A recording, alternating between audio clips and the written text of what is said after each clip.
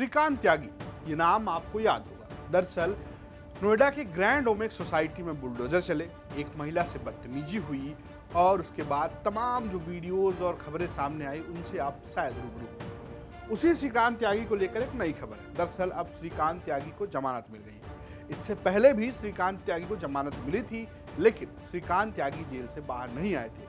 लेकिन इस बार खबर यह है कि अब श्रीकांत त्यागी जेल से बाहर आएंगे। दरअसल इलाहाबाद हाई कोर्ट ने श्रीकांत त्यागी को जमानत दे दी है और जमानत दी है किस पर? उनको गैंगस्टर एक्ट के तहत जो उनके ऊपर मुकदमा चल रहा था उसमें उन्हें जमानत दे दी है। साथ ही साथ उनको निजी मुचलके पर छोड़ने का फैसला किया है और कुछ शर्तें भी रखी है। जो शर्तें रखी जाती जमानत के बाद कि आप बाहर निकलेंगे तो गवाहों को धमकाएंगे, डराएंगे नहीं, किसी तरीके से एविडेंस से छेड़छाड़ नहीं करेंगे। इन तमाम शर्तों के साथ अब श्रीकांत त्यागी को जमानत दे दी गई है और अब वो बाहर आ जाएंगे। लेकिन इससे पहले क्या हुआ था? दरअसल इससे पहले भी श्रीकांत त्यागी को जमानत मिली थी, तब श्रीकांत त्यागी बाहर नहीं आए थे। करीब 1 महीने पहले की बात है। तब श्रीकांत त्यागी को गैंगस्टर एक्ट के तहत तो जमानत नहीं मिली थी, लेकिन जो अन्य मुकदमे चल रहे थे उसमें जमानत मिली थी। तब ये कहा जा रहा था कि श्रीकांत त्यागी बाहर आएंगे, लेकिन तब मामला साफ हुआ कि अभी भी गैंगस्टर एक्ट जारी है।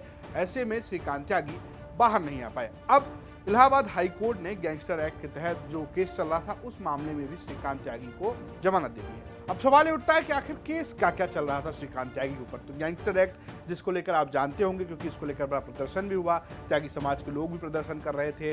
उनकी पत्नी अनु त्यागी ने भी प्रदर्शन किया कि गैंगस्टर एक्ट जो लगाया गया है वो गलत है, वो इस तरीके का क्रिमिनल नहीं है। लेकिन इसके अलावा भी कई मुकदमे थे। वो मुकदमे भी मैं आपको बताते हैं। दरअसल ना सिर्फ गैंगस्टर एक्ट बल्कि धोखाधड़ी, जालसाजी 420 का भी एक्ट था उनके ऊपर, जिसमें ना सिर्फ सरकारी संपत्तियों का इस्तेमाल करके लोगों को धोखा देना, भेस बदल के धोखा देना, ये तमाम केसेस उनके ऊपर लगातार चल रहे थे। अब इन सभी मुकदमों में उनको जमानत मिल गई है तो श्रीकांत त्यागी बाहर आ जाएंगे। आपको बता दें कि श्रीकांत त्यागी तब चर्चा में आए जब उन्होंने नोएडा में ग्रैंड ओमेक्स सोसाइटी में एक महिला के साथ बदसलूकी की। एक पेड़ को लेकर गाली गलौज हुई, धमकी हुई और फिर चर्चा हुई श्रीकांत त्यागी के कथित बीजेपी के नेता के तौर पर सामने आने की। इसके बाद सरकार एक्टिव हुई, श्रीकांत त्यागी को पकड़ा गया, गिरफ्तार किया गया, तमाम बातें सामने आई, विरोध प्रदर्शन होने लगे, त्यागी समाज वर्सेस अग्रवाल समाज की पॉलिटिक्स शुरू हो गई। हालिया घटनाक्रम ये हुआ कि ग्रैंड ओमेक्स सोसाइटी में जिस सोसाइटी में श्रीकांत त्यागी रहते थे, जिनके ऊपर आरोप था कि उन्होंने न सिर्फ सोसाइटी में महिला के साथ बदतमीजी की बल्कि कुछ हिस्सा भी जो है सोसाइटी में उसको गैर इलीगल तौर पर बना रखा था, उस पर कब्जा कर रखा था।